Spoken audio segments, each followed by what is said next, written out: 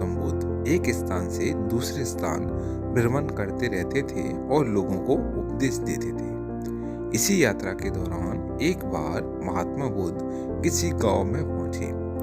गांव के लोग उनके दर्शन करने और प्रवचन सुनने पहुंच रहे थे।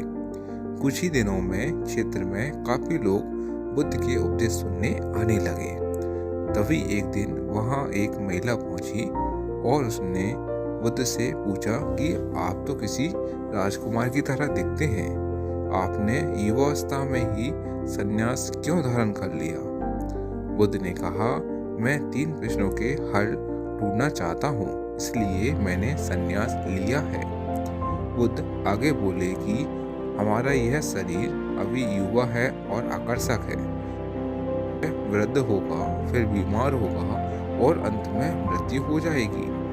मुझे वृद्ध अवस्था, बीमारी और मृत्यु इन तीनों के कारण जानने थे।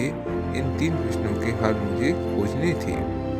बुद्ध की आवाज सुनकर महिला बहुत प्रभावित हो गई और उसने उन्हें भोजन के लिए आमंत्रित किया।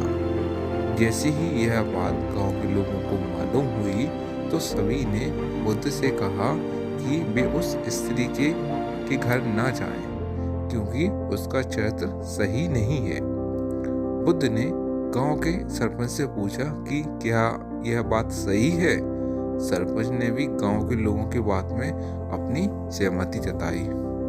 तब बुद्ध ने सरपंच का एक हाथ पकड़कर कहा कि आप ताली बजाकर दिखाओ। इस पर सरपंच ने कहा, यह कैसे संभव है? एक हाथ से ताली नहीं बज सकती। बुद्ध ने कहा, सही है। ठीक इसी तरह कोई महिला अकेले ही चरित्रहीन नहीं हो सकती है।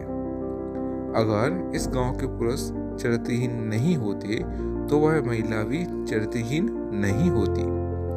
गांव के सभी पुरुष बुद्ध की यह बात सुनकर शर्मिंदा हो गए।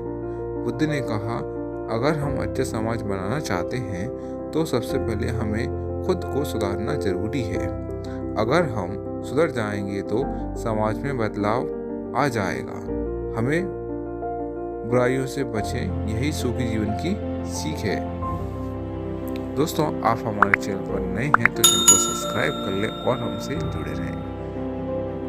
धन्यवाद।